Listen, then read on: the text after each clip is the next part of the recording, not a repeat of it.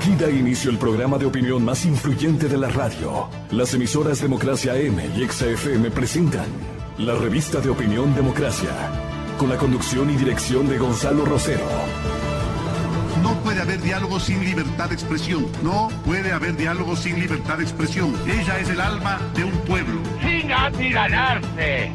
Sin amilanarse. Este Ecuador amazónico, desde siempre y hasta siempre. ¡Viva la patria! Combatiremos la corrupción. La de ahora y la de ayer. Y la que podría venir. La de adentro y la de afuera. La revista de opinión Democracia. Los temas realmente relevantes, analizados con la visión crítica del periodismo libre. Da inicio la revista de opinión Democracia, el programa en el que usted cree. Comenzamos. Gonzalo Rosero. Credibilidad incuestionable.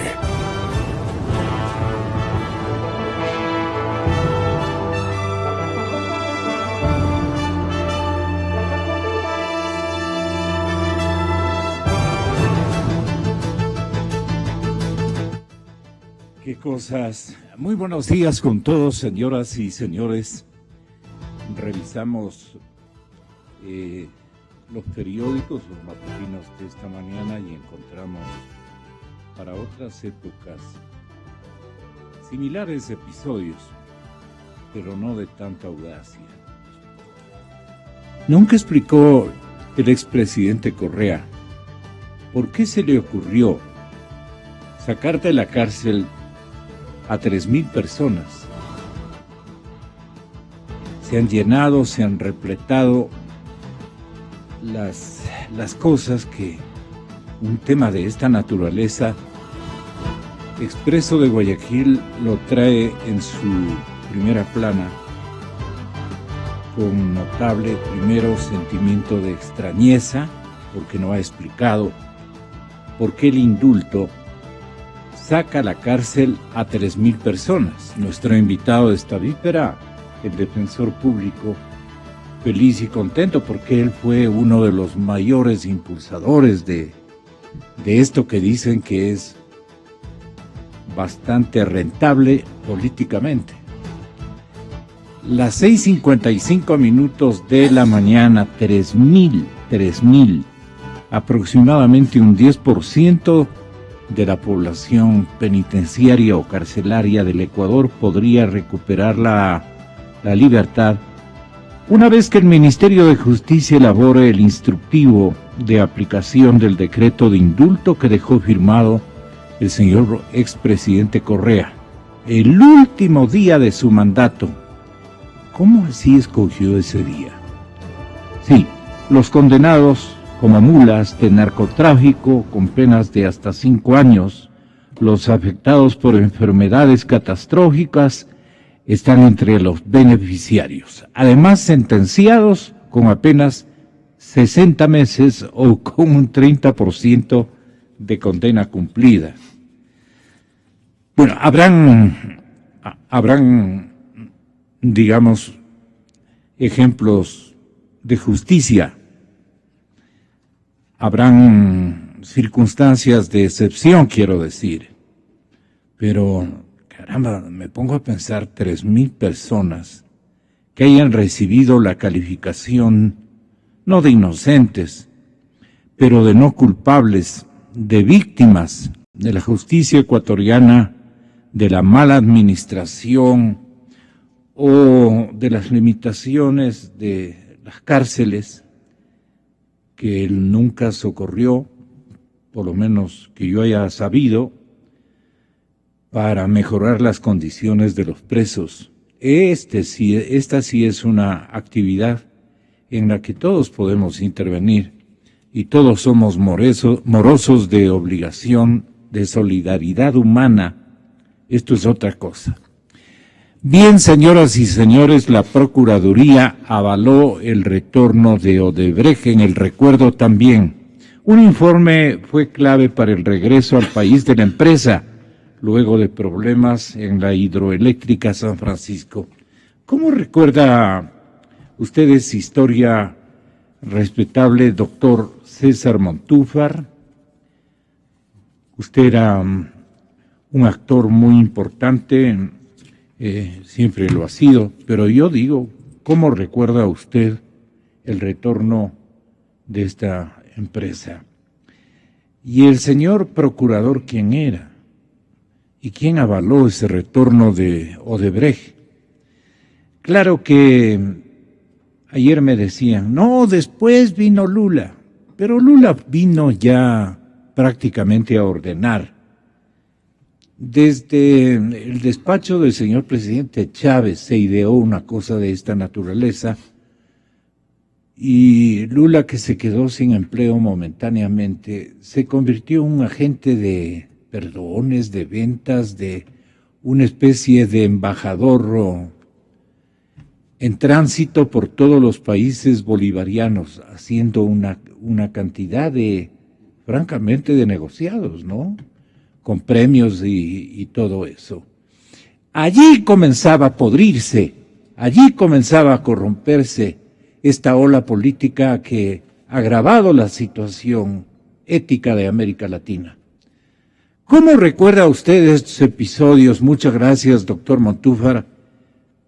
Yo le molesto con esta circunstancia porque desde allí parte esta pesadilla que estamos tratando de describir a la ciudadanía, de dar valor a sus soportes malignos y que ahora hacen que incluso el señor presidente, expresidente de la República, Rafael Correa, se quede en el país, persevere en el domicilio particular aquí en Quito, cuando todo el mundo esperaba de que prácticamente que salga del Palacio Legislativo y tenga listo un vuelo conectada a una frecuencia comercial internacional.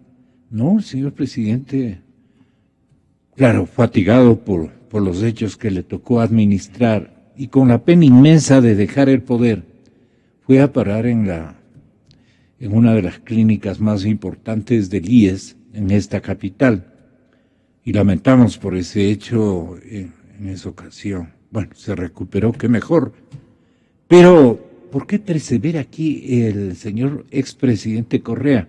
¿Usted alcanza a entender todos estos elementos que confluyen a un cuarto de hora aparentemente complicado para el movimiento país? Muy buenos días, doctor Montúfar, bienvenido. Muchas gracias, Gonzalo. Un saludo a todos los amigos oyentes de Democracia y un saludo a Diego Salgado. Realmente, Gonzalo, yo creo que algunos temas, algunos antecedentes que mencionar a lo que usted en este momento propone.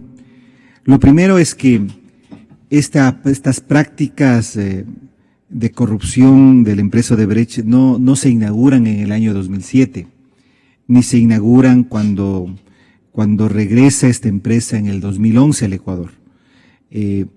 Hay registros y posiblemente las investigaciones que se lleven adelante en otros países, fundamentalmente en el Brasil, van a dar como resultado, y ya se ha mencionado en muchos casos, de que estas prácticas de corrupción venían desde mucho antes y que por lo tanto lo que va a salir a la luz, lo que va a ser investigado y posiblemente también juzgado, va a incorporar procesos, investigaciones y actores anteriores al año 2007. Pero tal vez lo que más atención ha concitado en el caso ecuatoriano precisamente es el regreso de Odebrecht en el 2011. Yo no recuerdo exactamente las incidencias de lo que usted acaba de mencionar, este informe de Procuraduría que habría abierto la puerta para el regreso. La hora le trae a colación esta mañana. No recuerdo exactamente ese hecho, pero lo que sí puedo decirle, porque he estado metido e investigando el tema, es que Odebrecht regresa al Ecuador a través de un contrato de emergencia. El primer contrato que recibe Odebrecht cuando retorna al país en el año 2011, es un contrato para la reparación del túnel de carga de la hidroeléctrica Pucará, que es parte de Pisayambo. Es en ese contrato, que fue un contrato bien extraño, es un contrato pequeño, pero es un contrato que se lo hace vía concesión directa vía concesión directa, lo cual llama la atención. Si Odebrecht tenía tantos cuestionamientos, ¿por qué el primer contrato con el regreso, incluso anterior a Manduriacu, es a través de un contrato de emergencia, vía asignación directa? Yo he estado investigando este caso y tiene un conjunto de situaciones extremadamente extrañas. Le relato así rápidamente. Por ejemplo, claro. Por ejemplo, hay un sismo en el sector en la provincia de Tungurahua, precisamente, que daña el túnel de carga de la empresa de la hidroeléctrica Pucará. Eso ocurre el 21 de agosto del 2011. 21 de agosto del 2011. Y el 3 de septiembre se reúne el directorio de SELEC y declara de la emergencia. 3 de septiembre. Y el 28 de octubre, es decir, un mes y medio más tarde, ya contratan vía concesión directa, adjudicación directa con la empresa Odebrecht. El 28 de octubre. Y recién el 12 de diciembre se contrata a otra empresa, una empresa asesora Lombardi, para que haga los estudios de evaluación del daño y lo que se había que hacer para reparar. Es decir, primero se contrató a la empresa Odebrecht de manera directa y después se contrata a la empresa que tenía que hacer los estudios y después, posteriormente, la fiscalización. Extraño. Pero también, y esto es importante. ¿No influyó la presencia construir una acta de transacción, un acuerdo de transacción? Exacto. Así lo llamaron en esa época. Así es. La presencia del expresidente Lula, que digo se convirtió en agente de ventas, de arreglos, representaba al gobierno brasileño. La zona cupular estaba o permanecía tomada por el binomio Lula, la señora, ¿cómo se llama? Rousseff, exactamente. Y entonces Lula seguía mandando. Y había una instrucción de transar con los países que habían abandonado y le dijeron al señor presidente, venía su maestro Lula, le dijeron al señor presidente Correa, entonces tiene que perdonar esta circunstancia, prometen hacer una buena transacción y devuelven $20 millones. ¿Qué transacción va a ser esa?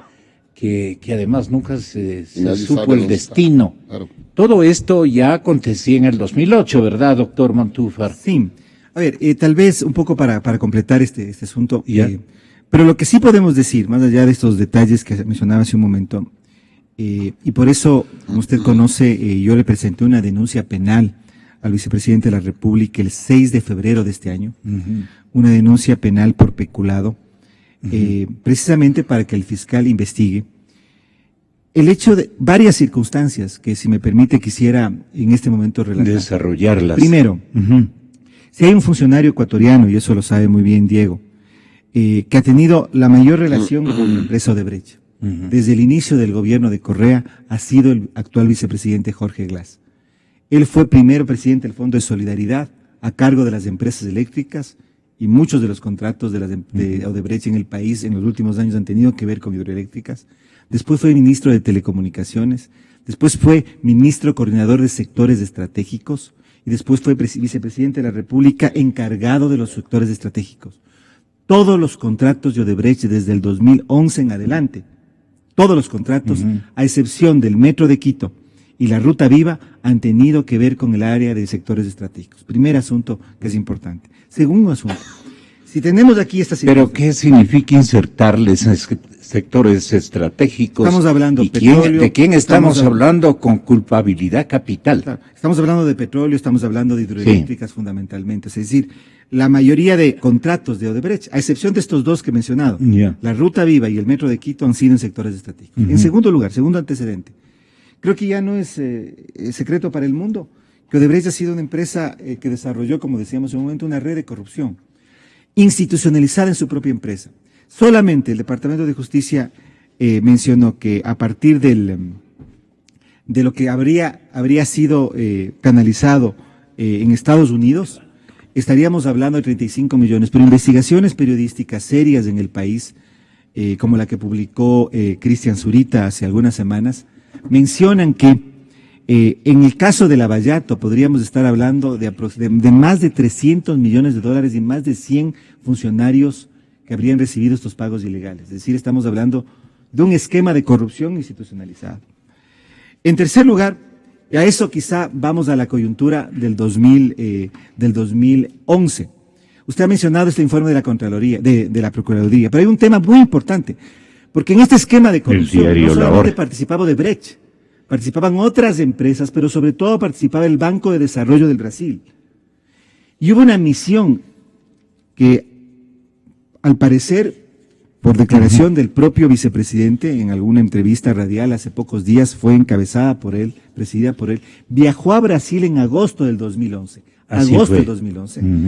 Para negociar. Inclusive estrenaba un avión. Para negociar, Gonzalo. ¿Sí? ¿Recuerdan? Sí. Es posible aquello. Para negociar, Gonzalo, la concesión de préstamos para obras de infraestructuras otorgados por el Banco de Desarrollo. Esos préstamos hoy están bajo investigación, porque son parte de toda esta red de corrupción. Toda esta red de corrupción. Por otro lado, tenemos el hecho de que, bueno, como todo el mundo conoce, acaba de ser detenido una persona llegada al vicepresidente, con quien evidentemente él mantiene una relación que es mucho más allá, que va mucho más allá de lo familiar. Esta persona fue intendente de comunicaciones cuando él fue presidente del Fondo de Solidaridad. Esta persona ha sido socio del vicepresidente en algunas empresas. Esta persona fue su delegado personal, y esto es bien importante, en el año 2010, a reuniones con empresarios y funcionarios del gobierno chino. Y esta persona, la Fiscalía lo ha investigado, ha recibido más de 13 millones de pagos ilegales por parte de Odebrecht. Entonces, Eso es lo peor. Entonces, y bueno, la relación que ha sido mencionada con el señor Topic, ¿no es cierto?, quien en su testamento, eso ha sido también relevado por medios de comunicación, ha determinado que había cuentas compartidas con el señor Rivera, acciones compartidas en ciertas empresas. Entonces, hay evidentemente un conjunto de situaciones por las cuales, y ese es el sentido de la petición que yo realicé hace 3 días, Gonzalo, al menos el vicepresidente Glass debería ser incluido en el proceso de investigación. Sí. Además de eso, eso sería lo deseable. Yo creo que ya hay suficientes elementos como para decir, el señor Glass a él se le deberían formular cargos y dictar medidas cautelares por parte de la Corte Nacional de Justicia porque tiene el fuero de corte. Porque va a ocurrir, Gonzalo, lo mismo que ha ocurrido con los peces gordos de este gobierno, que cuando la justicia comienza a actuar, cuando la justicia se preocupa, cuando la justicia inicia un proceso en el cual ya, digamos, comienza sus acciones, estos personajes ya no están en el país. Eso pasó con Pedro Delgado, pasó con Capaya, acaba de pasar con el Contralor General del Estado. Yo creo que si es que la justicia no comienza a actuar, podría ocurrir también con el vicepresidente de la República. El coordinador de la bancada del partido, creo, está con nosotros y saludamos a Diego. Bienvenido, muy buenos días. Buenos días. ¿Por qué de un tiempo a esta parte la Contraloría General del Estado se transforma en la madre de todas las batallas, como le califica el periodista Martín Pallares? La Contraloría aparece convertida en piedra filosofal de la supervivencia política del Ecuador. Ahora bien, brilla en sentido negativo la figura del señor vicepresidente y todo el mundo busca evitar el colapso, digamos, de la titularidad del segundo mandatario en nuestro país, porque según los mismos pelagatos, en su redacción dicen, si cae el señor Glass, Diego, prácticamente se cae la estantería, se cae todo, eso quieren significar. Entonces, salvar al vicepresidente por solidaridad, porque es su segundo líder, digamos, porque es una especie digamos, de jefe del oficialismo en estas circunstancias, al tenor del anticipado viaje a Europa por algún tiempo, del presidente Correa. Y también usted, que es agudo en sus apreciaciones y muy sincero en calificarlas, ¿por qué se queda el señor presidente Correa a supervigilar, a monitorear, con todo el derecho, ¿no? Sí, claro. Con todo el derecho él puede quedarse los 4 años siguientes si es que Alianza País concluye este periodo. Este es el periodo más complicado. Y ojalá podamos triangular también alguna circunstancia respecto a cuál ha sido la mala suerte del señor presidente Moreno, que se encuentra con toda esta carga de conflictos por los que atraviesa su partido y de hecho lo quieren de alguna manera involucrar también en este episodio tan complicado. Y muchos dirán, claro, pero con motivo. O él no se manifiesta frente a desnudar esta cosa, a darle otro giro, pero eso le digo, puede caerse toda la estantería. Y entonces, ¿qué miedos le pondrán al señor presidente Moreno los que le asesoran este rato? Buenos días. Buenos días, Gonzalito, un gusto verle. Los tiempos, doctor Ollarte, César y toda la audiencia. Está en Guayaquil escuchándonos Marta Roldós. Saludos, Marta, también desde Quito. Bueno, es evidente que las pandillas están confrontadas. Híjole. Entonces, claro, el señor Pollitt, aprovechando además su nacionalidad estadounidense, se toma el tiempo y va a su país natal. Yeah. Y es muy difícil que la justicia ecuatoriana pueda llegar hasta allá. Es decir, justicia sí habría, pero digamos, los tentáculos del poder puedan llegar a los Estados Unidos. Entonces, el señor Pollitt ha hecho una movida administrativa que desde mi punto de vista es legal. Habrá que analizarlo. Él, como la máxima autoridad de la Contraloría, tiene la potestad de pedir la renuncia o la remoción del subcontralor. Entiendo que así lo hizo con fecha 2 de junio, no sé si a través del consulado ecuatoriano en la Florida. Uh-huh. Y claro, vimos nosotros, es que ese video que circula en las redes, en donde le piden o le van a notificar al subcontralor, es real, pues se ve claramente que el subcontralor de ese entonces rompe este pedido, rompe este documento. Y se demora unos días hasta encontrar apoyo político. Entendemos que ayer rápidamente se cruzó desde el edificio de la Contraloría hasta el Palacio Legislativo.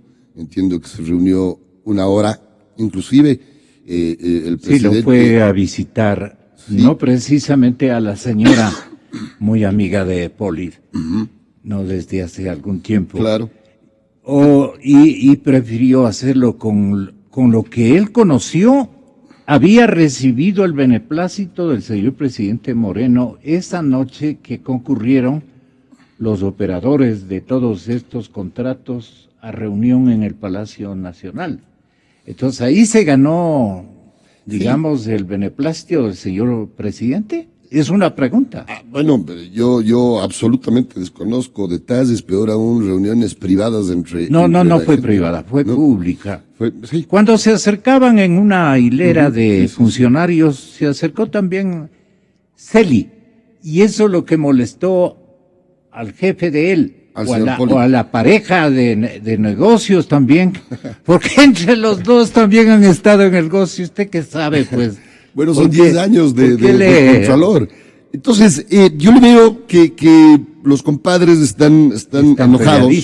Fíjese usted, entra con piquete de policía, estos que les llamamos Robocop, de negro, con fuertemente protegidos. Entran a la Contraloría con un fiscal. Entonces, se ve todo un caos, ¿no? Es decir, para lo que podía ser un simple acto administrativo, se convirtió en una plaza, en un ambiente de guerra, como digo, entre grupos, otrora amigos o socios. Tengo esa impresión. Yo sí creo que el Contralor Polit estaba actuando en derecho, es decir, mientras no cambie, mientras no se haga en derecho la sustitución del Contralor, él sigue siendo. Se supone que está con una licencia de 60 días o algo así. Para esto sí me preocupa, como siempre, el silencio de la función, de la quinta función, esa de participación ciudadana y control, que es un verdadero chiste que solamente funciona para designar a los amigos del correísmo en los diferentes organismos de control, pero deberían ellos estar pronunciándose. Claro, se anuncia un juicio político a Polit, lo cual yo estoy absolutamente de acuerdo, pero eso es una pantomima, es un circo, no se le puede pues juzgar en ausencia. Entonces, sin embargo, estoy de acuerdo en que haya el juicio político. Yo, haciendo un poquito de memoria, en diciembre de 2016, el 7 de diciembre de 2016, a pesar de que la señora presidenta de la Comisión de Fiscalización no ha sabido, pero solicité por escrito la comparecencia del vicepresidente Glass. E insistí el 23 de diciembre de ese mismo año. Para que comparezca el ¿Para qué lo llamaba usted? Para escucharle a él. Mire, yo no sé cuál es el temor del juicio político. La Asamblea Nacional, la función legislativa, ejerce el control político. Claro, dicen pues que no hay pruebas. Bueno, si yo tendría las huellas digitales del señor Glass en la caja fuerte, iría a la fiscalía. Claro. ¿No es cierto? Entonces, ¿para qué el trámite de juicio político? Hay que llamarle. Y mire, yo me acuerdo, había unas vocecitas ahí, faltas de engrosar, que decían que estoy loco, que cómo les damos juicio político. Y es muy fácil. Hoy voy a decir el argumento y es uno solo. El más importante desde mi punto de vista. Simplemente por recordar, Al Capone, el tristemente célebre mafioso, asesino, Jefe de la mafia. jefe de la mafia, que en ese entonces, en la prohibición de la comercialización de alcohol, él traficaba con eso. Cayó por no pagar impuestos, por una cosa muy simple. Entonces yo agarro el artículo 231 de la Constitución, que en su segundo párrafo dice, y me voy a permitir rápidamente leer textual, la Contraloría General del Estado examinará y confrontará las declaraciones e investigará los casos en que se presuma enriquecimiento ilícito, la falta de presentación de la declaración al término de las funciones o la inconsistencia no justificada entre las declaraciones hará presumir enriquecimiento ilícito. Hablo de las declaraciones patrimoniales de los funcionarios y servidores públicos. Y da la casualidad que el señor Glass, en su primera declaración, no expresó, no manifestó, se olvidó de poner su relación societaria en negocios con el hoy arrestado domiciliario señor Rivera Arauz. Una de esas que me acuerdo, la televisión satelital. Socio, eso, solamente ese hecho, mi estimado Gonzalo, me da a mí. Pero ese canal lo tenían mí, desde hace un montón de años. ¿Perdón? Ese canal lo tenían los dos no desde importa, hace. No importa. Eso no. El artículo 131 de la Constitución dice que si es que no es completa la declaración patrimonial, yo puedo sospechar enriquecimiento ilícito. No lo digo yo, dice la Constitución. Entonces, el solo hecho de que hay una inconsistencia en la declaración, una de ellas, patrimonial, del ahora vicepresidente de la República, era una causal, desde mi punto de vista, para llamarla a juicio político y que nos cuente. Él ha aceptado por los medios públicos que él entregó esas acciones y que el nuevo dueño se olvidó de registrarlas a su nombre. Tiene que ir a la Asamblea Nacional y enfrentar, además en campaña política, llamándome miserable, cobarde, ¿qué dirán sus hijos? O sea, como que este señor es el único que tiene hijos. Que irá después de la campaña política, comparecerá. Y hoy a través de uno de los canales de televisión, la presidenta de la Comisión de Fiscalización, que cantaba y bailaba con el señor Glass en la campaña, y le demostramos aquello, se olvidó que un asambleísta de ese entonces solicitó 2 veces, y me voy más allá. Ahora, la digna Roxana Alvarado, presidente subrogante en ese entonces de la Asamblea Nacional, también recibió un pedido mío que comparezca a Glass. ¿Por qué? Ya le estoy dando una de las razones, la más simple. Súmele usted toda la investigación que tiene Fernando Villavicencio, Cristian Zurita, las investigaciones que hemos hecho nosotros, César, el doctor Ollarte. Hay motivos, sobre entonces. este tema. Hay motivos de sobra. Ya. ¿Por qué no va? Mire, porque está protegido por Alianza País en la Asamblea Nacional, eso es evidente. ¿Qué le parece lo que dicen? Si se cae él, se cae todo. Yo creo que sí. Yo creo que sí. Imagínese usted, 10 años de revolución ciudadana, el señor Glass ha sido parte siempre de los sectores estratégicos, donde están los grandes negocios del Estado ecuatoriano. Petróleo, centrales hidroeléctricas, telefónicas, minería, etcétera. Han hecho ejercicios los diferentes medios de comunicación enlistando, inclusive se han dado el trabajo de sacar quienes firman los contratos entre el Estado ecuatoriano y Odebrecht. Galo Chiriboga, claro, me parece que era muy difícil entender que el primer sospechoso es quien firma el contrato, pues.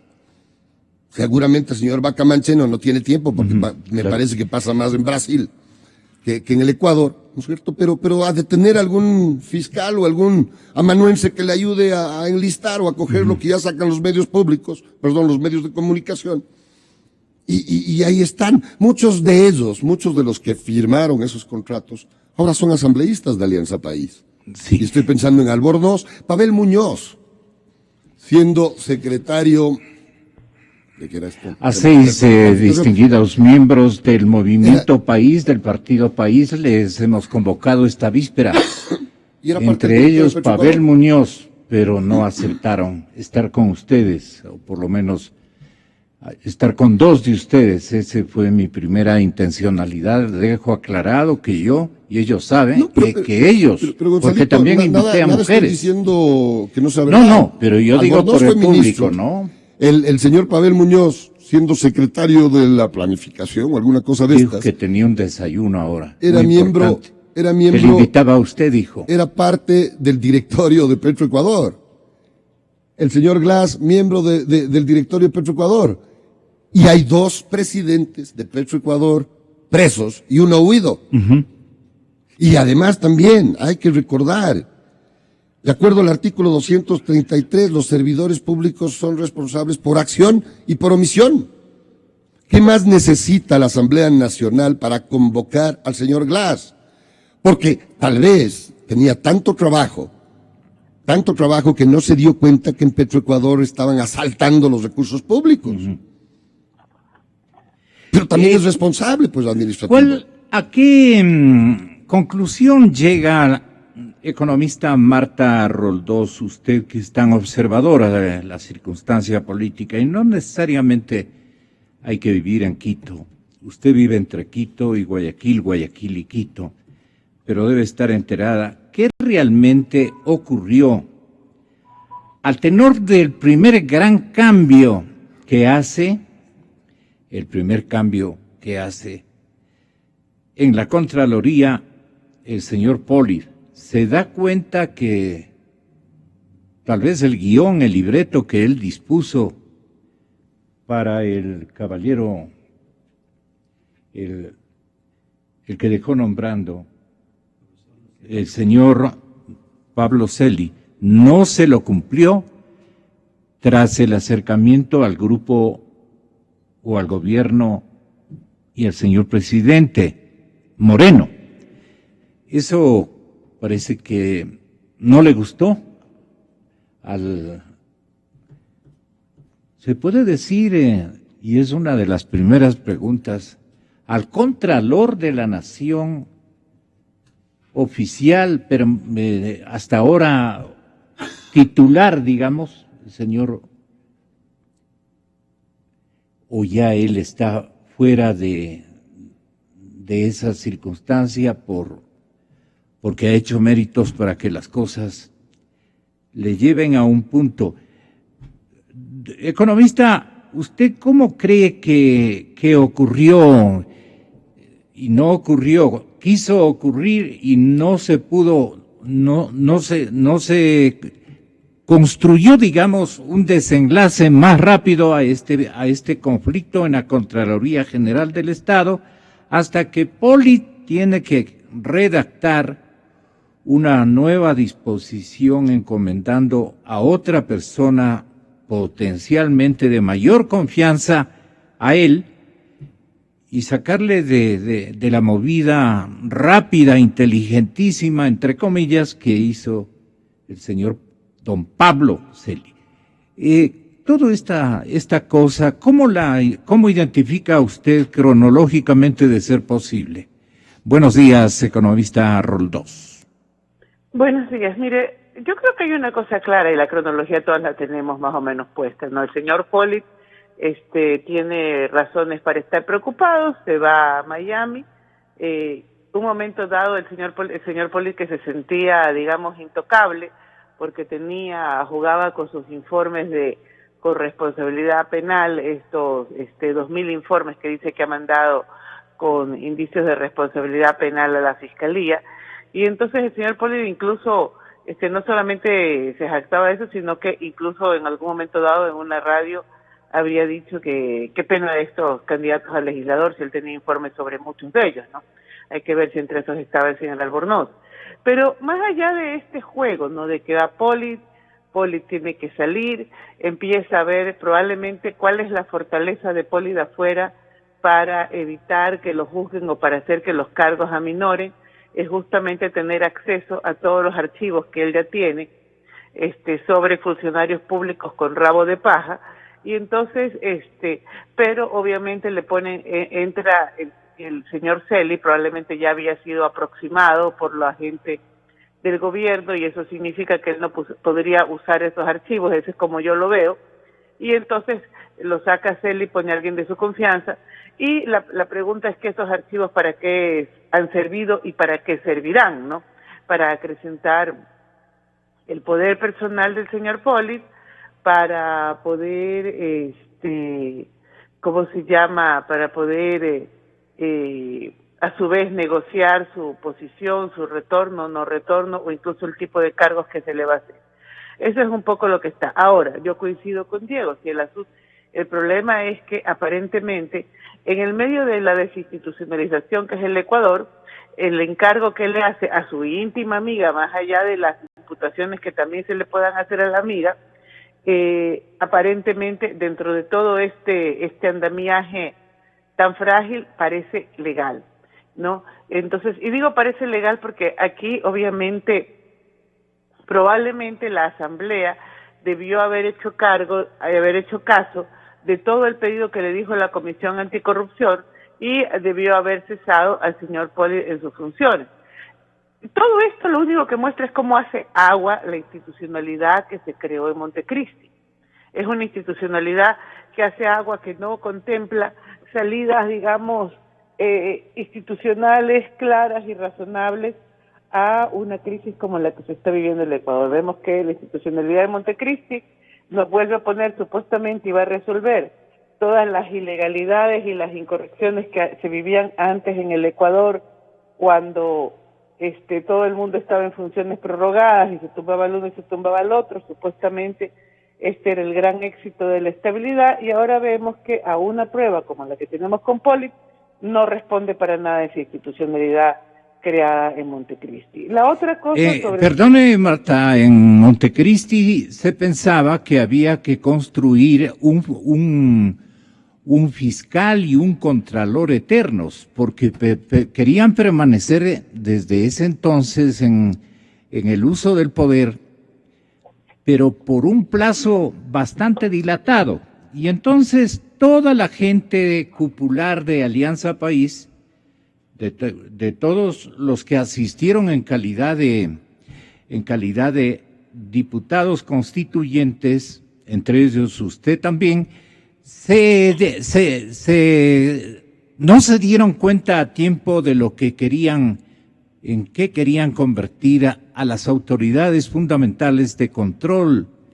Querían convertirlas, digamos, en padres de todo el pastel, o en revisionistas del pastel, o en aliados permanentes del oficialismo que iba a durar muchísimos años. Y entonces le dieron todas estas facultades, estos periodos, estas cosas de privilegio históricamente, constitucionalmente hablando. ¿Por qué no se logró oponerse a estos hechos que ya se veían venir? Tenga la bondad de recordarle a la audiencia.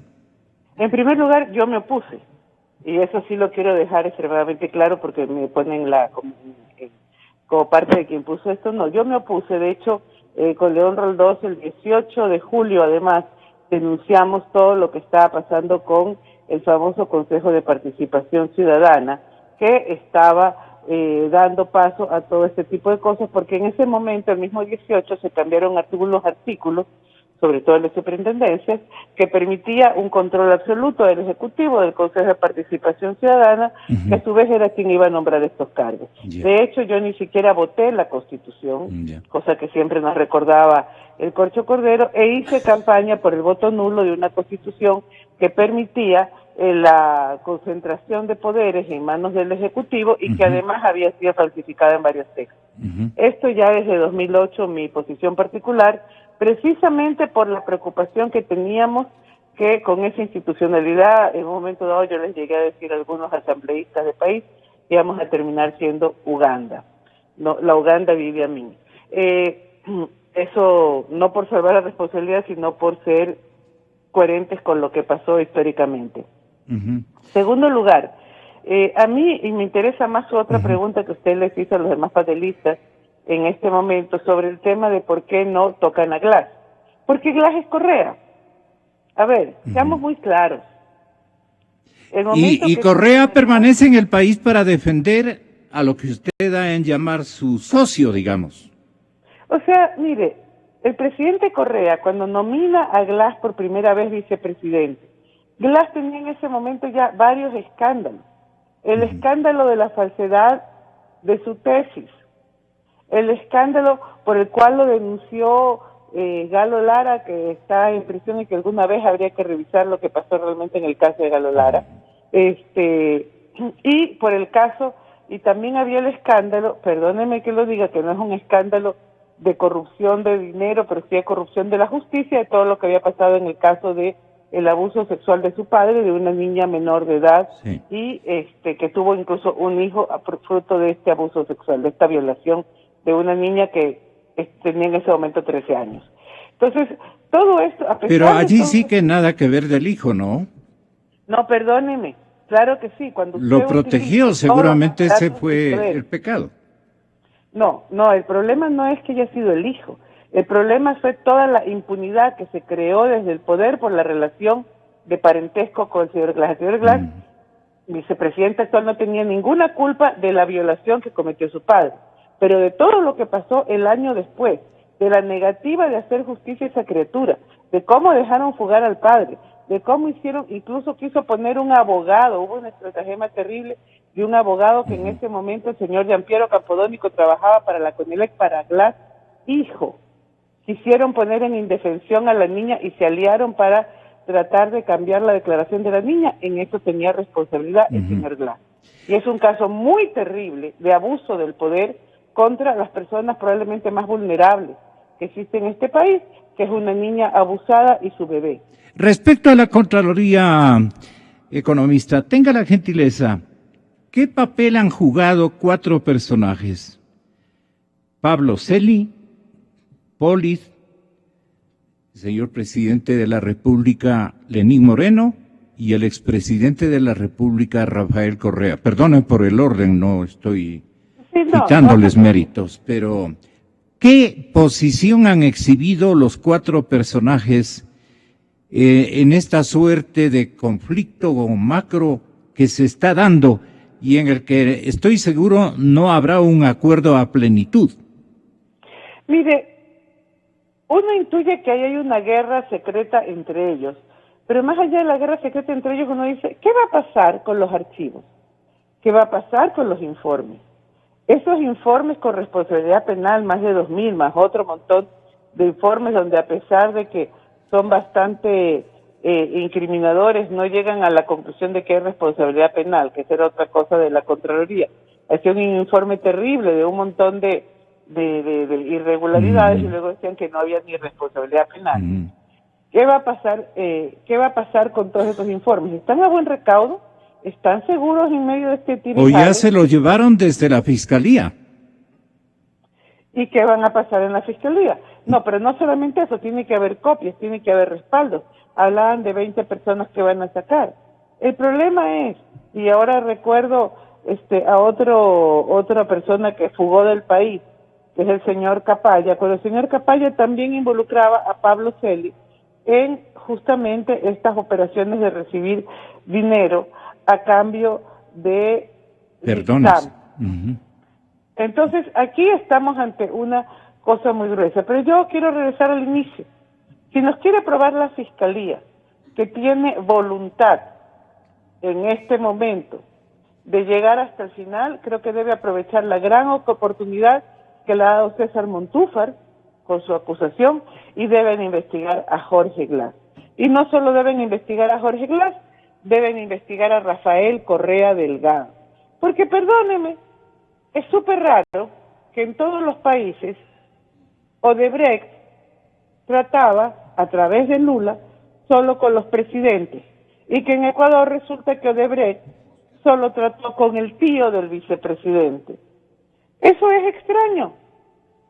Cuando recordamos además que la conversación para el retorno de Odebrecht se dio no con el señor Rivera, se dio entre Lula, que ya sabíamos que es el operador de la empresa corruptora, como le dice Correa, el gran operador de la empresa corruptora en sus relaciones internacionales, se ha señalado que es Luis Ignacio Lula da Silva, el amigo del presidente Correa. Y eso además en el caso del Ecuador no solamente nos lleva al tema de Odebrecht, nos lleva también al tema de Palo Azul y de cómo decidieron no hacer que haya caducidad del contrato con Petrobras por la intervención directa de Luis Ignacio da Silva ante Rafael Correa, lo cual a su vez nos llevó a perder el caso con la Oxy, ¿no? Por la comparación, por doble estándar. Entonces, como decía también César Montúfar, esto va mucho más allá, incluso el escándalo Lavallato va mucho más allá solamente de Odebrecht, por eso es importante también recordar lo de Bandes, por eso es importante saber que el señor Glass o es la persona más incapaz del país, por lo cual no debería tener un cargo ejecutivo, porque no solamente en el tema de hidroeléctricas y en el tema de Odebrecht, sino también en el tema de lo petrolero, el señor Glass ha sido las áreas de mayor corrupción y de mega corrupción en este país. Estamos hablando de miles de millones de dólares, 4.000 millones de dólares que desaparecieron solamente entre la refinería Invisible y la refinería de Esmeraldas. ¿Por qué le llama invisible a la refinería? Porque nunca existió. ¿Usted ha visto la refinería del Pacífico?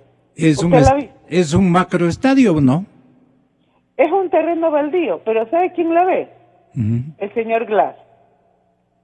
El vicepresidente Glass dice que allá donde otros ven un lote baldío, yo veo una refinería. Solo por eso ya deberían decir, si el señor ve alucinaciones, no está capacitado para estar en el cargo. ¿Hay una infraestructura de arena seguramente? No solo eso, hay una cosa grave también. Lo único que han construido allí es un acueducto con un mega sobreprecio, con características más bien de oleoducto. Ni eso se libró entonces. Claro, con Odebrecht. Hay un acueducto firmado con Odebrecht, o sea que se hizo con Odebrecht con un sobreprecio brutal en la refinería del Pacífico, es lo único que hay, aparte del millonario movimiento de 1.200 millones. ¿Ya? Y ese acueducto, además, remover todos los Andes habría costado 1.200 millones, ¿no? Mire, ahorita van nos hemos mal acostumbrado a las cifras y las disculpamos. Hablamos con una facilidad impresionante de miles de millones de dólares, Permítame, economista, que le pregunte a un célebre jurista que tenemos acá, el doctor Rafael Ollarte. Mi especial saludo para el jurista. ¿Cómo se puede solucionar o cómo va a solucionar el gobierno del presidente Moreno este grave conflicto que tiene entre sus manos entrando? Es decir, desde el lado jurídico, ¿cómo se puede solucionar este problema ético-político? Oiga, buenos días, qué placer estar con ustedes y con la audiencia. Y no me gusta la pregunta porque en estos casos el gobierno no debería hacer nada.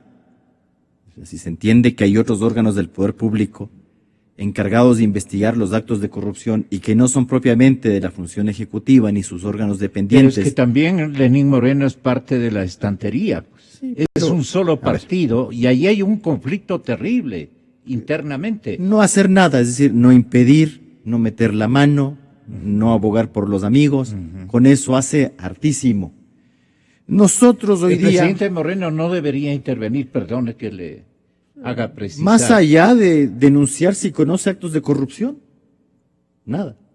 Si conoce actos de corrupción, como cualquier mortal, debe denunciarlos, más aún si es un funcionario público, jefe del Estado, jefe del gobierno y director de la administración pública, según el artículo 141 de la Constitución.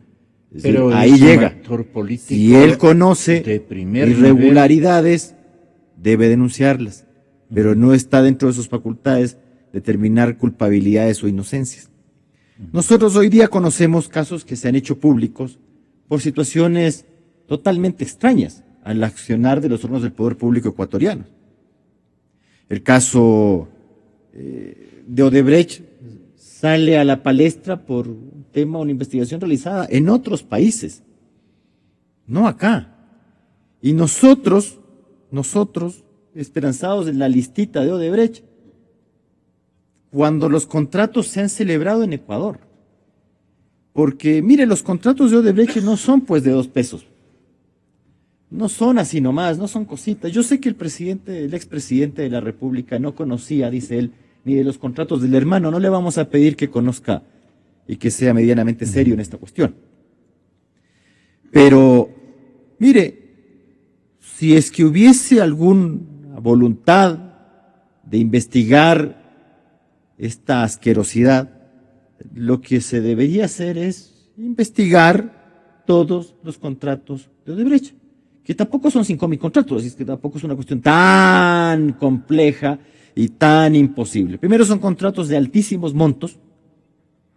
Segundo, los operadores están identificados. Sí, efectivamente, ahí están. Los contratos se hicieron aquí. ¿Quiénes han ordenado pagos? ¿Quiénes han facilitado pagos que no se debían hacer? Y no necesariamente desde el gobierno revolucionario en el 2007, porque hay funcionarios que antiguamente también tuvieron acercamientos con Odebrecht y que saltaron de gobiernos anteriores a este, porque así pasa, así pasa.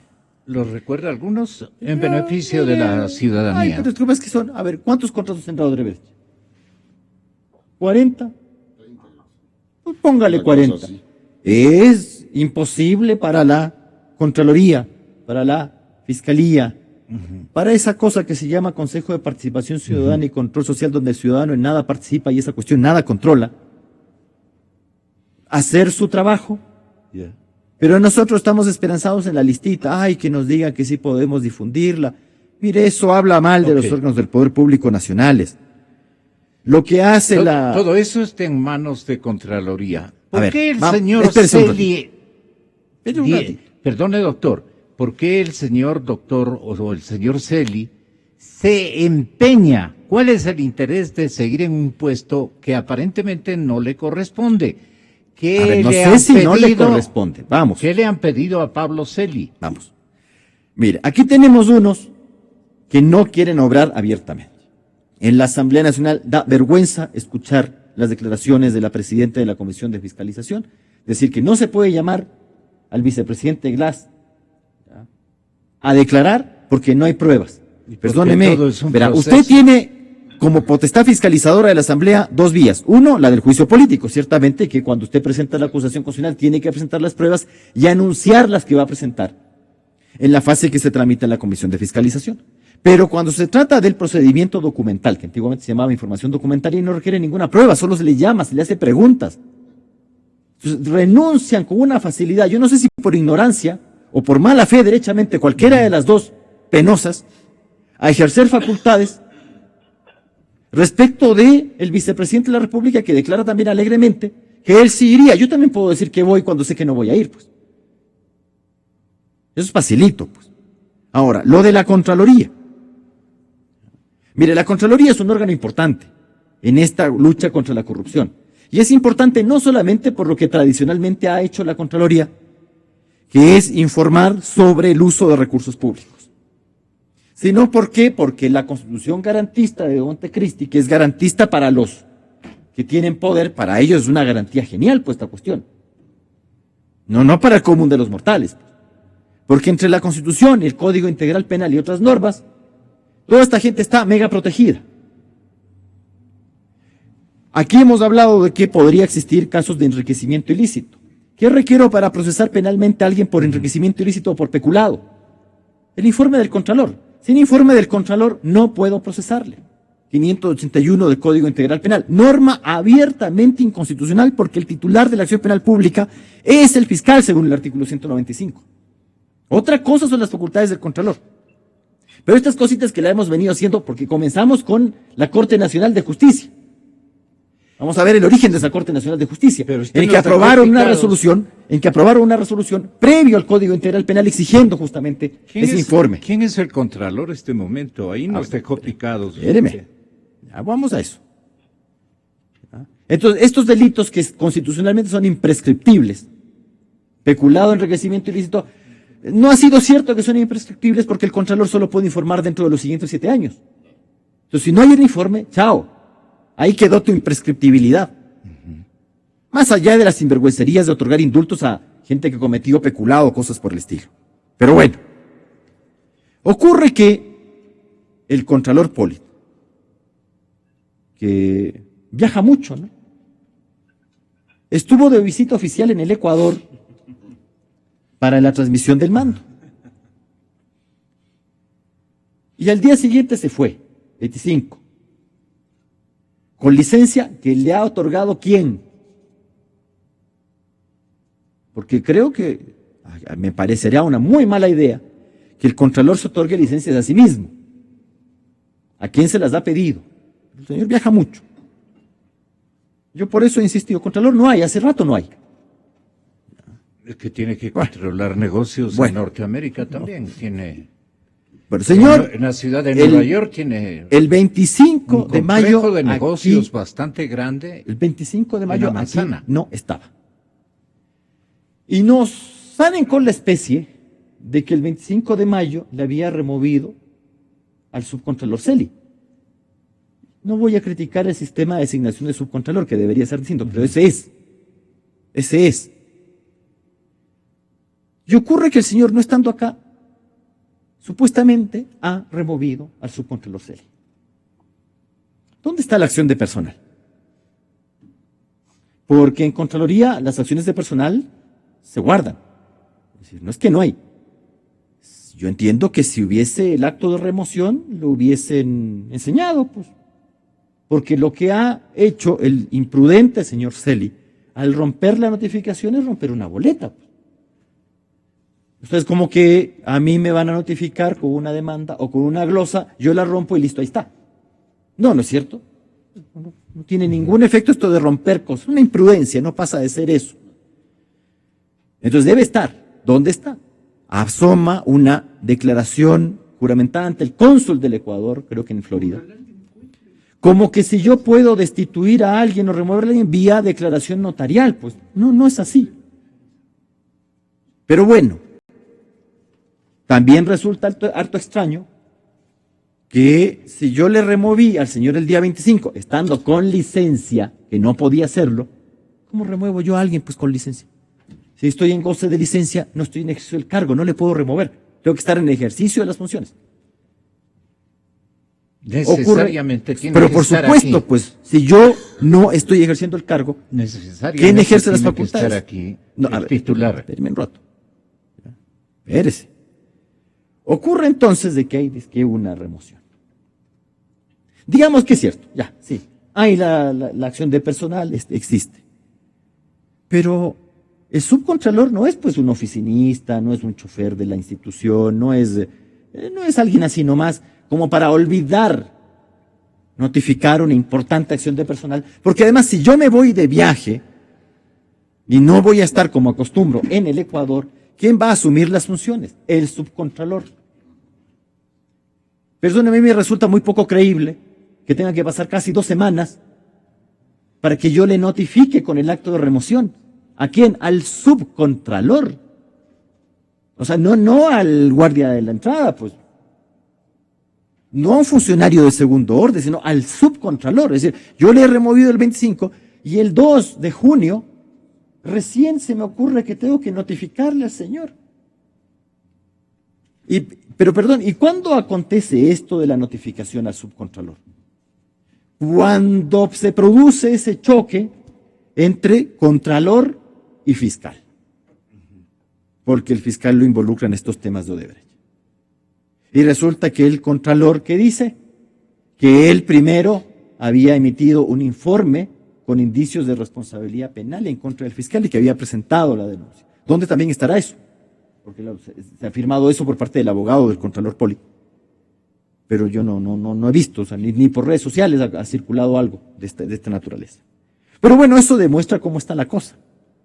Pero claro, es sumamente extraño que usted le remueva al subcontralor, se vaya, o estando afuera lo remueva, y no le notifique inmediatamente y posesione a, ¿cómo es la persona que también dice que tiene un nombre difícil? ¿Cómo se llama? La señora... Sí, ella, ¿cómo? No, bueno, no me acuerdo, sí. Es un nombre complicado. Ya, perdona. Entonces a mí me parece una cosa muy extraña, porque si todo esto es cierto, mire la forma alegre como se maneja la Contraloría. O sea, no puedo ni notificarle a mi subcontralor que está removido. O sea, me aguanto la siguiente semana. Me parece muy extraño, me parece poco creíble o increíble. Doctor Matúfar, ¿por qué cree el señor Polides, mi hipótesis, de que el señor Pablo Celi le ha traicionado y procede a nombrar a otra de sus colaboradoras, como ya lo dije, la señora Sabet Chamún, una antigua funcionaria, asimismo cupular, porque se llevaba bien con el contralor Poli. Usted conoce la historia. Entonces, esta señora entra a reclamar potencialmente el derecho que tenía Poli de reemplazar a Celi. Celi, horas antes, hace un acercamiento en el Palacio Nacional de Gobierno que todos los vimos cuando ascendía por las gradas. Y luego aparece una toma en donde saluda con el presidente Moreno, con una sonrisa amplísima, y luego se queda en tratativas seguramente con gente del gobierno, del oficialismo, y resuelve que él no se convierte, sino que permanece a favor del oficialismo, custodiando papeles que pueden involucrar a un universo de actores. Digamos, este es el tema para mí fundamental. Doctor Matúfar. Mire, Gonzalo, a mí me parece que ese conflicto alrededor de quién ejerce la Contraloría, la titularidad en la Contraloría, no es un tema menor, y es un tema que a lo mejor, posiblemente, yo no puedo afirmarlo, pero haciendo una lectura política, sí, posiblemente es intencional.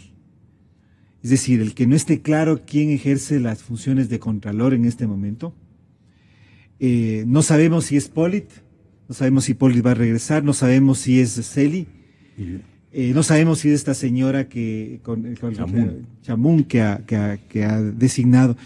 ¿Quién es el legítimo, doctor? El problema es que el que existe este conflicto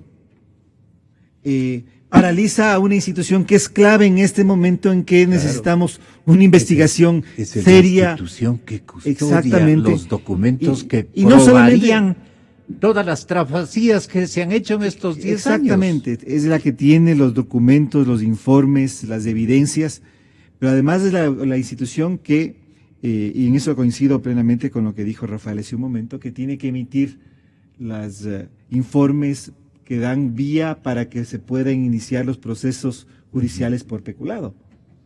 Y eso es fundamental, eso es importantísimo. Entonces, esta situación a mí me parece que pudiera estar o pudiera ser deliberada. Es decir, se quiere crear o se está generando un limbo jurídico, no sabemos quién es el Contralor, quién tiene la autoridad, y desde esa perspectiva me parece que es muy grave. Pero permítame, Gonzalo, regresar a un punto que dejé suelto en la intervención anterior, que es esta situación, porque el Contralor es pieza clave, por supuesto, pero también es pieza clave, y yo creo que es más clave incluso, el vicepresidente de la República. Permítame regresar a eso, porque me parece que ese es un punto fundamental. Clave.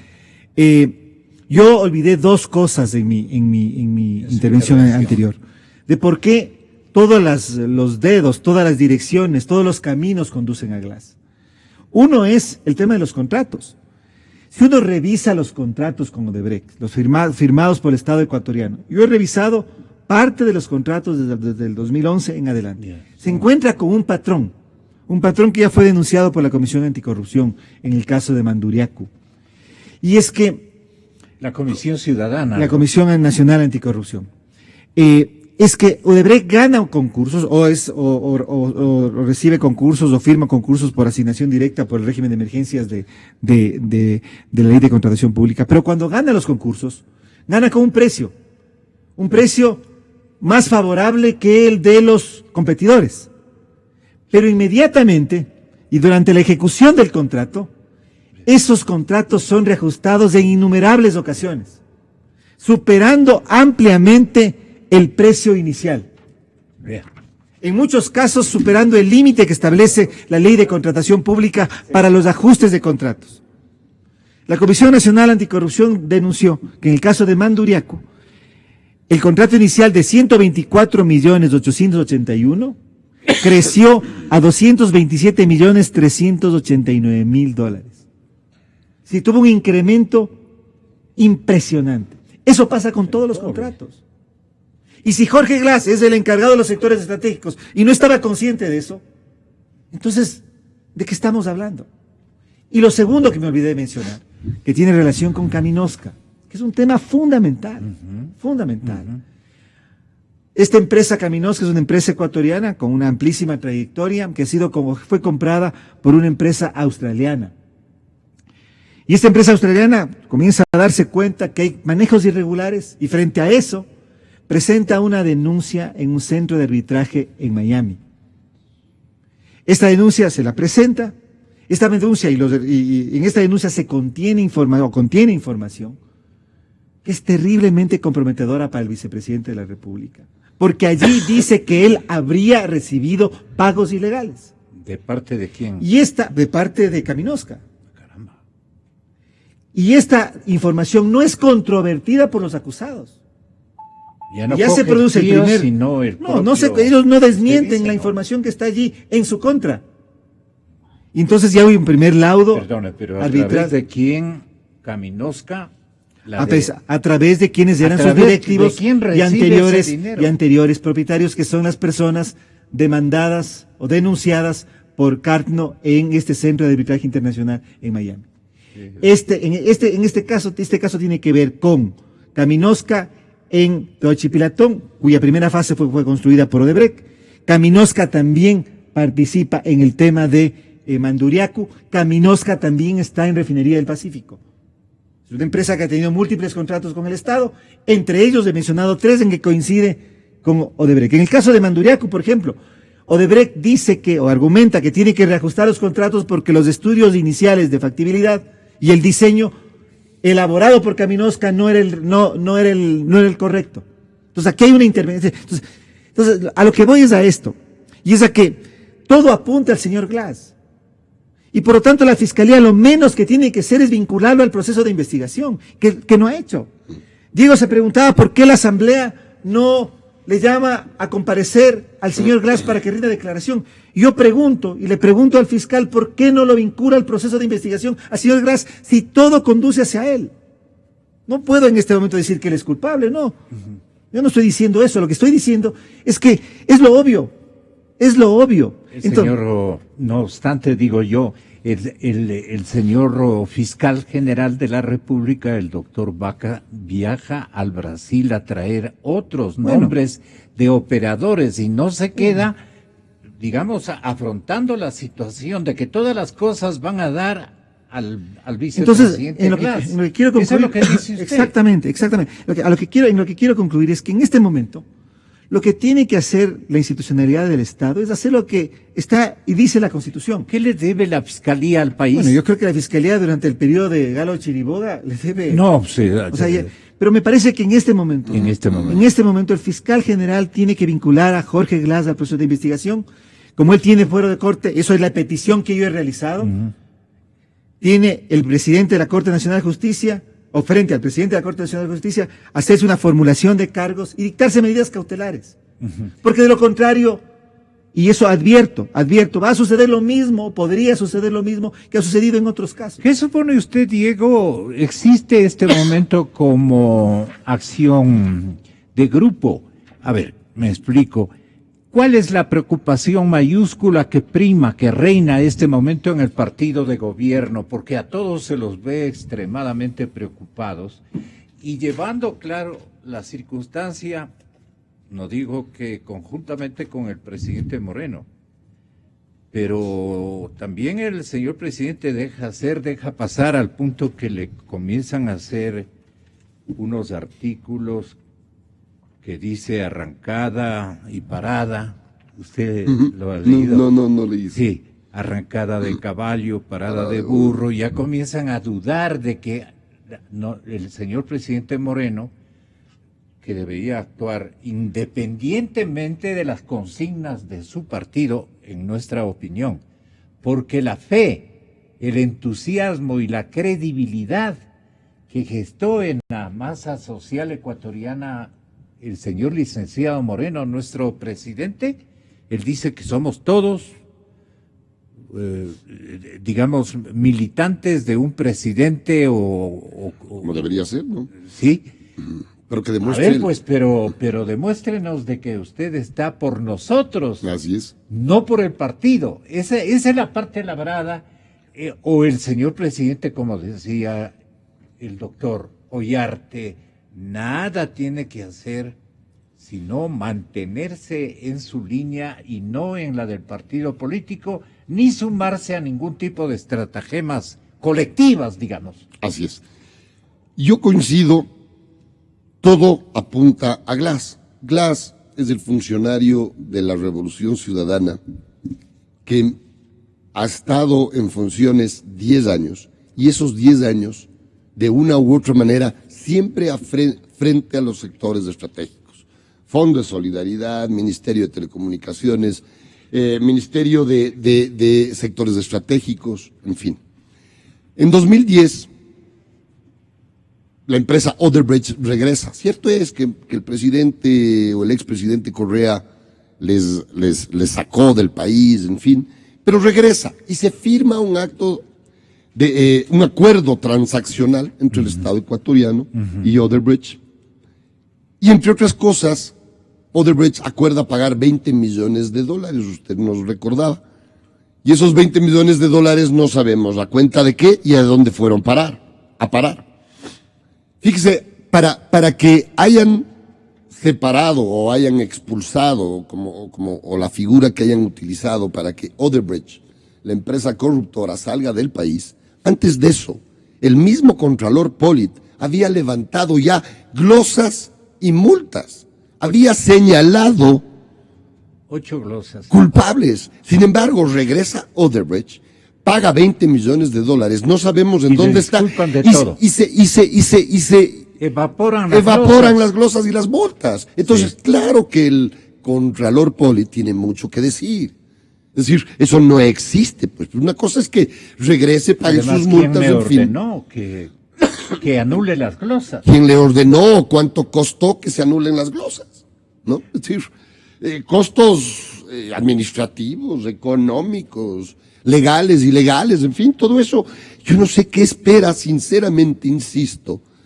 Pero el trato es que Poli tenía que proteger todos los negocios que hacía el gobierno. Sí, pero es difícil Entonces, pensar. ¿qué esperamos que Claro. Poli haya actuado Mire, como un doctor, o el que estuvo ayer, como un doctor Alfredo Corral, por ejemplo, ¿no? ¿Qué diferencia más impresionante? pero yo estoy seguro que el señor Poli tiene absolutamente toda la información.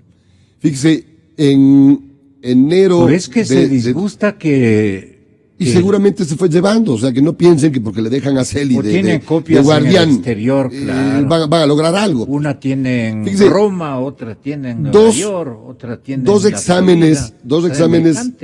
dos exámenes de Contraloría fui a entregar yo en la Fiscalía para ayudarles a investigar. Uno de esos, digamos, los dos se refieren a la comercialización entre Petroecuador y Petrochina. La conclusión de los dos exámenes es que hay anomalías, hay irregularidades. ¿Y qué ha hecho la Fiscalía en cuanto a eso? ¿Qué ha hecho? Me ha llamado a mí a investigar, simplemente porque hice de mensajero. Alguien me hace llegar los documentos, los dos exámenes especiales de la Contraloría, llevo yo a la Fiscalía, obviamente ¿De oficio, qué tema entrego. era, para recordar? La comercialización, parte de la comercialización del petróleo entre Petroecuador y Petrochina. ¿Y qué hizo el fiscal Chiriboga? Nada. Iba a decir otra cosa, pero nada, absolutamente nada. Entonces, claro, nos quieren hacer pensar. Yo coincido con usted. Se está, desde mi punto de vista, desmoronando al interior de Alianza País y su gobierno. Al presidente Moreno, si no la hace, la verá hacer. Entonces, el golpe político, el golpe que venga, mire, no sé cuándo sea, pero será. Es decir, hay demasiada sospecha de corrupción en los 10 años de gobierno correísta que le veo insostenible al tema. Ya están bravos entre compadres. Casi siempre el capo cae o porque la enamorada está celosa o porque algún amigo cercano abre la boca. ¿Por qué permanece dentro del país el señor expresidente Rafael Correa? Es parlamentario. Mire, yo voy a sacar conclusiones. Le tenemos el caso, por ejemplo, de Luis Chiriboga, de la Federación Ecuatoriana de Fútbol, que prefirió quedarse en el país y ser juzgado en el Ecuador, a pesar de que había, si no me equivoco, sospechas de lavado, incluso de lavado de activos. Y ese es un delito perseguido internacional. Entonces, yo no sé si es que los miembros del correísmo, sospechosos de corrupción, si es que tienen dinero mal habido, lo tengan en alguna cuenta bancaria del sistema financiero ecuatoriano. Entonces puede ser o pensar que con la presencia del expresidente tiene algún tipo de control. Vemos que no, ni siquiera de su lengua, porque cuando atraparon al señor Rivera Arauz y allanaron la casa del Contralor Poli, entiendo que el expresidente en su red social dijo que él venía investigando desde hace tiempos atrás. Claro, pero fíjense, viene investigando hace tiempos atrás, pero permitió entonces él y su gobierno y el sistema judicial obviamente permitieron que Poli, uno de los sospechosos, huya del país. Entonces tengo yo la impresión que el presidente Correa o expresidente Correa, dicho por él, que estaba investigándole al señor Poli, no dio nombres, pero dijo que estaba investigando el caso, permitió salir también, como lo hizo con Pedro Delgado, al Contralor Poli. Entonces yo pienso, digamos, hay dos, una que con su presencia crea que controla algo, y por otro lado el miedo es libre. Yo creo que siempre uno se está se siente más protegido en la casa, ¿no? Marta Roldós en Guayaquil, Sí, ¿cómo están?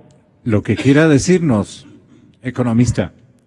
Bueno, yo varias cosas sobre la presencia de Correa. Creo que la presencia de Correa es importante para mantener las huestes, mantener cierto control sobre las huestes del correísmo y sobre todo el correísmo más duro que ha estado involucrado en los actos de corrupción. Uno dice, hay quien dice la asamblea es de Correa, no sé qué, el ejecutivo es de Lenin, y hacen ese tipo de separaciones. Pero uno sí ve que el presidente Correa tiene la libertad, incluso que no tenía nadie más, de criticar al vicepresidente Lenin desde los editoriales del Telégrafo, ¿no? Digo al presidente Lenin desde los editoriales del Telégrafo. Entonces yo creo que hay una cosa muy importante. En esta trama de corrupción, no son solo los actores que están, ¿no? Si usted ve, por ejemplo, que una cosa tan menor como el acueducto de la refinería del Pacífico se incrementó en 75% su precio, y que en ese directorio firmaba el señor Pavel Muñoz, que ahora es asambleísta de Alianza País, creo que es más fácil ir armando las lealtades, ¿no? Porque por eso le digo nuevamente, este tema no se quedó solamente a nivel cupular. Hay otras personas que aparecen también en las listas de Caminosca, ahora también legisladores, ¿no? Y como el legislador por Azuay de Alianza País. Entonces, es más fácil desde una presencia más cercana tratar de armar esta especie de barrera de control a cualquier intento mínimo, débil, tenue, carrera de caballos, parada de burro, que se pudiera intentar desde una fiscalía que aparentemente se alía con el nuevo ejecutivo, porque eso también es lo que se ve. Entonces, todo esto es preocupante. El tema de Glass es ya insostenible. No pueden seguir tratando de darle impunidad a Jorge Glass. Eso es una ofensa para el país. Eso es una ofensa para los ecuatorianos. Basta, o sea, Jorge Glass es probablemente una de las personas más protegidas y resguardadas en este país desde hace 10 años. Intocable en lo académico, intocable cuando ha habido problemas personales, intocable cuando se empiezan a señalar los temas de corrupción. Es impresentable además que hayan ido sobre Rivera y que no hayan incluido a Glass. Es terrible que tengamos que contar los ecuatorianos con la valentía de gente como César Montúfar, porque la Fiscalía no actúa de oficio como debe actuar. Y uno siempre digo con preocupación por César, porque ya sabemos lo que pasó con Fernando Villavicencio, con Clever Jiménez, porque en este país las personas que se atreven a denunciar son perseguidos. Ayer ponía nomás Villavicencio un correo electrónico que mandaba Glass hace ya varios años a toda la cúpula de Alianza País pidiendo que se hagan acciones legales contra Villavicencio. Entonces yo también quiero aquí destacar otra cosa. Nos decía el doctor Ollarte, esto sale porque sale la lista de Odebrecht en Brasil. No es tan cierto y no es solo eso, no solamente hay que ver los expedientes, hay que ver investigaciones documentadas hechas desde el inicio de este gobierno, empezando por la investigación de Cristian Zurita, que es la que hace que salga San Francisco del Ecuador, cuando se salga Odebrecht del Ecuador, cuando se comprueba todas las irregularidades en el tema de la refinería de San Francisco. También es lo mismo lo que pasa con Fernando Villavicencio y con toda la gente que se ha atrevido a señalar la corrupción en los ámbitos de acción de Jorge Glass Espinel. Entonces, aquí eso es muy claro, también me parece coherente. Yo creo que por un lado la Fiscalía tiene que investigar y por otro lado, de acuerdo con Diego Salgado, dejen de hacerse los locos. Hace rato se está llamando a Jorge Glass a la Asamblea y uno lo que piensa es que todas estas personas, ¿no?, de Alianza País, que no permiten que Jorge Glass comparezca o que no incluyen a Jorge Glass en las investigaciones que deberían tener, se les puede llamar simplemente cómplices y encubridores si es que se llegara a descubrir realmente la participación criminal de Glass. Pero aún así, en el supuesto muy distante que Glass no haya tenido que ver nada con la corrupción, entonces probablemente no hay funcionario más incapaz en todo el Ecuador que Jorge Glass, y solo por las responsabilidades de toda la corrupción que ha habido bajo su mando debería renunciar. Sí, por ineficiente. Por ineficiente debería renunciar. Bueno, eso es lo que dice Marta Roldós. Si nuestro presidente Moreno apela el criterio o confía en el consejo de un jurista de la dimensión ética de un Rafael Ollarte y otros distinguidos juristas ecuatorianos, que por fortuna de nuestra audiencia vienen a esta radio, y son muchos, a Dios gracias, les pregunta a todos, y le pregunta a usted, señor presidente Moreno, nuestro presidente actual, y le dice, ¿qué es lo que debería hacer? ¿Cuál podría ser un consejo cívico, sano, así no tope la parte personal ni no haya ningún tipo de relación? Pero recibir un consejo de un abogado de la talla de Rafael Ollarte me parece harto importante. Yo no creo que estoy en condiciones de darle consejos al jefe del Estado. Yo soy un ciudadano más, no más. No represento a nadie, solo hablo por mí. Y me equivoco como cualquiera, ¿no? Ahora, pero representa la inteligencia, a la sensatez y al conocimiento jurídico y al sentido común político y a lo que ha sido su fortaleza, un jurista ético que yo destaco, doctor. Valga la oportunidad. Le agradezco sus palabras. Yo le diría que dentro de las posibilidades que tiene el presidente de la República para la lucha contra la corrupción, además de no intervenir en los órganos del poder público cuando hay un allegado involucrado en esta clase de temas, sí está la posibilidad de la corrección de la legislación a través de la presentación de proyectos de ley. Primero, o sea, ya que la Corte Constitucional no existe pues, y no se pronuncia sobre esta clase de cosas, lo primero, derogar ese artículo 581 del Código Integral Penal. No es posible que la Fiscalía esté atada de manos y cuando se trate de un caso de peculado, enriquecimiento ilícito, si no hay un informe del Contralor, no hace nada. Ya estamos viendo pues lo que ha pasado. Le están atacando al Contralor Polit, no precisamente por ser de trigos muy limpios.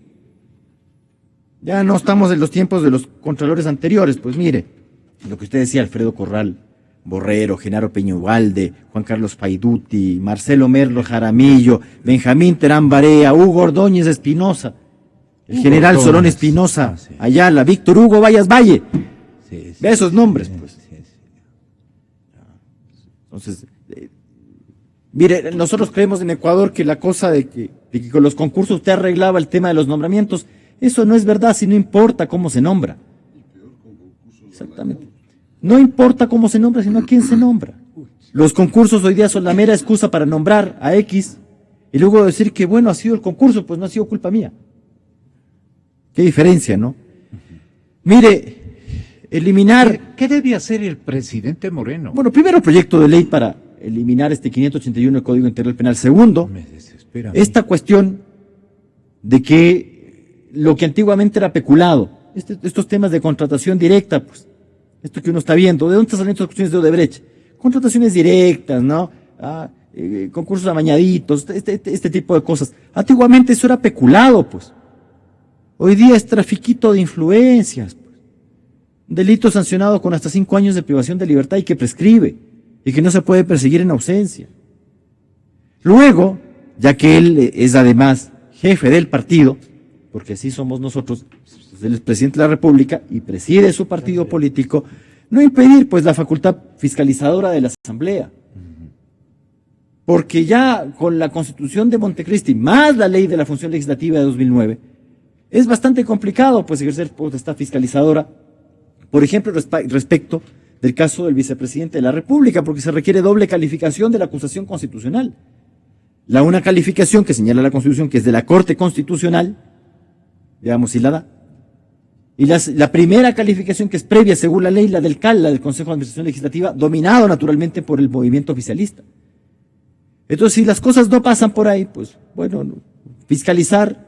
Yo puedo hablar en contra de la corrupción, yo puedo hablar de los derechos, hablar de esas cosas no es difícil, hacer es lo complicado, pues, porque nosotros en el Ecuador lamentablemente nos fijamos más en lo que dice la gente que en lo que hace la gente.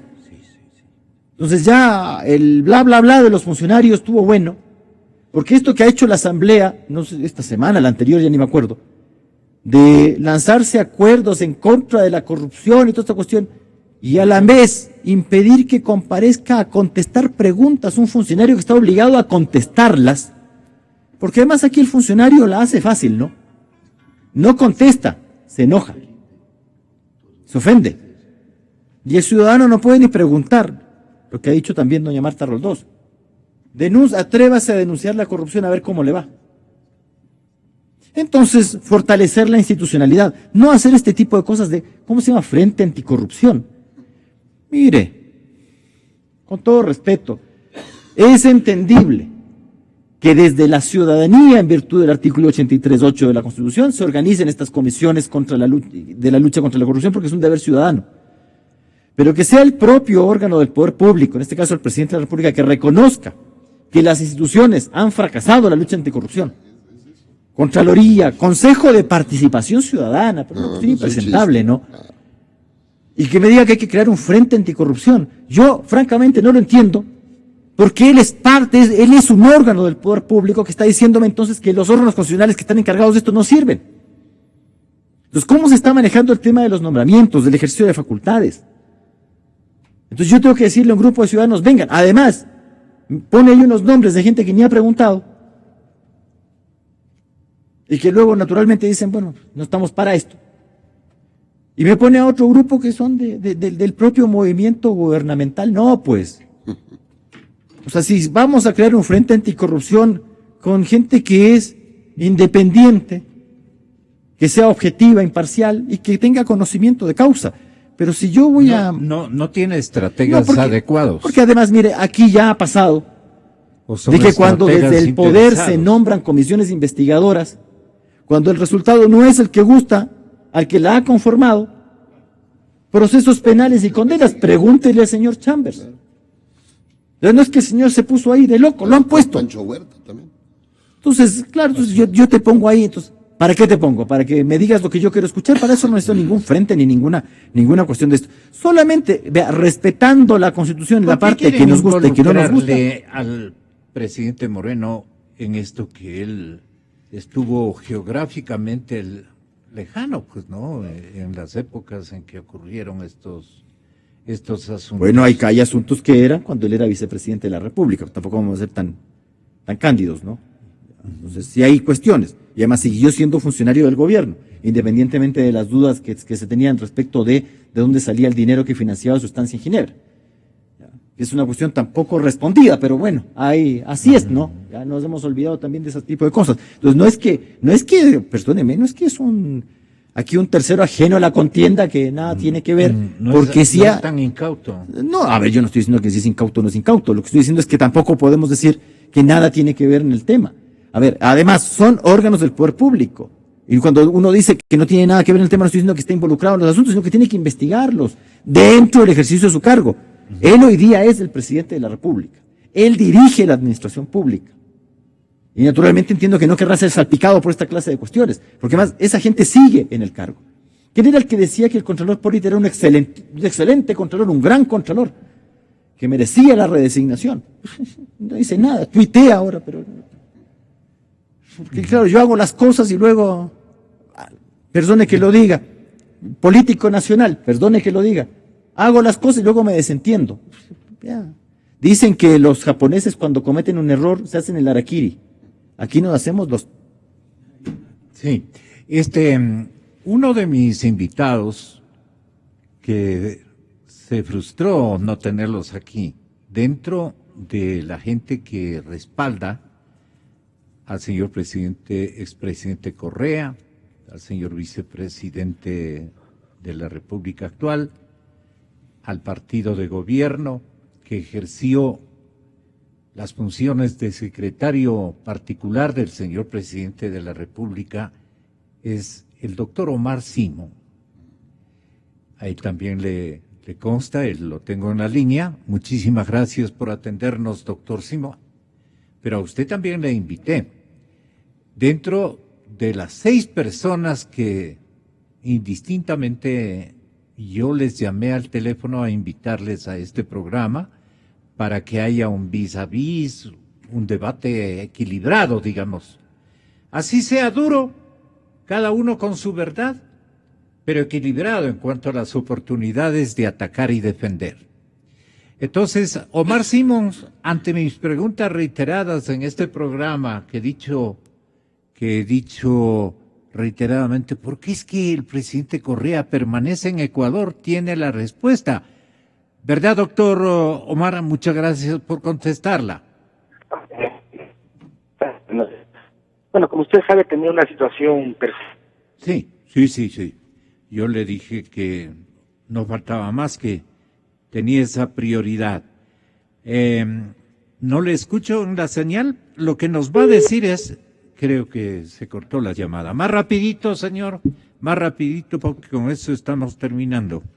Es importante lo que nos diga Omar Simón. ¿Por qué permanece en el país cuando dio señales de que estaba en vísperas de viajar? Prácticamente ya tenía el vuelo para retornar a un necesario. No le estoy mandando, es su país, he dicho reiteradamente, pero unas vacaciones para él y unas vacaciones para la ciudadanía que no aprecia adecuadamente lo que él ha sido en el Ecuador. A ver, ¿estamos? Sí, hola, Gonzalo. Sí, adelante, ahora sí le escucho claro. A ver, mire, Gonzalo, bueno, lastimosamente no puedo estar ahí, me hubiese gustado porque creo que a lo largo de del programa se han dicho muchas cosas que tienen respuesta y que los panelistas las conocen, lastimosamente no han hecho mención a eso. A ver, puntualmente sobre el tema del presidente Correa, él fue muy claro que su traslado a Bélgica, país donde vive la familia de su esposa, lo haría una vez que termine el año escolar de sus hijos. Usted sabe que todavía en la sierra estamos en periodo escolar.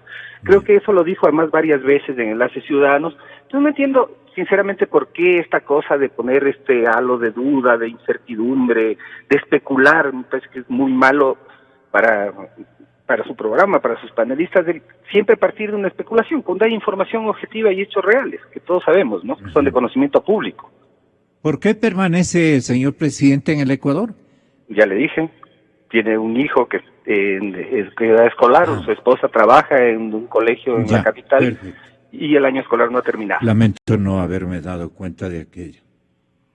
Sí, bueno, eso, Gonzalo, y en verdad me hubiese gustado estar ahí porque creo que hay varias cosas de las que se ha dicho que en realidad tienen explicación, que son hechos de conocimiento público, e insisto, se ha omitido esos hechos y se ha quedado exclusivamente en la especulación. Algo que sea importantísimo para su interpretación, ¿qué sería?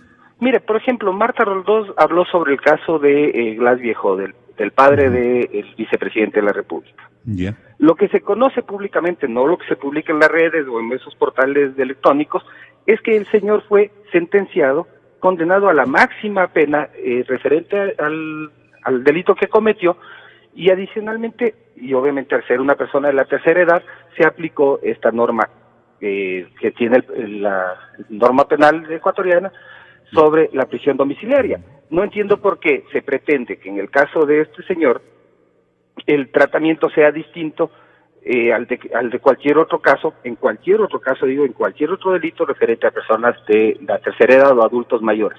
Entonces creo que ahí, por ejemplo, en honor a la verdad, Rafael, que además coincido con usted en su calidad profesional, él conoce esto y puede dar fe de esto. Entonces creo que en realidad no hace bien al país que siempre omitamos cosas cuando estamos haciendo intervenciones públicas, no contemos toda la verdad y no contemos todos los hechos tal cual sucedieron. Doctor de esa verdad es perfecto. Bueno, yo no he dicho nada respecto del tema de Glass Viejo, pero sí le debo aclarar a don Omar Simón que no es cierto que en todos los casos de las personas mayores se requiere prisión domiciliaria. Primero es facultativo y segundo hay delitos de los cuales no cabe la prisión del arresto domiciliario. Claro. Sí hay que enterarse de las cosas, pues. Don Diego. Sí, absolutamente de acuerdo, ese era mi comentario. Es potestativo del juez. ¿Algún otro? Y hay delitos en los cuales no cabe el arresto domiciliario. Y no cabe el arresto domiciliario, estoy absolutamente de acuerdo. Doctor Simón. Bueno, Diego la vez pasada dijo que un ciudadano era compadre del presidente y no era compadre del presidente. No fui yo. Retractarse públicamente. No fui yo. Diego Salgado. Sí, no fui yo el que asambleísta de Creo. Sí, asambleísta de Creo. Va a Creo. sacar el video de programa Hora 25 para mostrar que usted lo dijo. Bueno, lo dijo en ese programa, en estando todo yo caso, ahí y no pudo. Aquí estamos hablando de la corrupción de Alianza País, no lo que yo dije. Mire, Diego, o sea, de eso podríamos conversarlo largamente. Insisto, lastimosamente no pude estar en ese programa. Otra cosa que sí quiero aclarar, se ha dicho que los proyectos ejecutados por Odebrecht en el Ecuador fueron otorgados a dedo. Eso es mentira.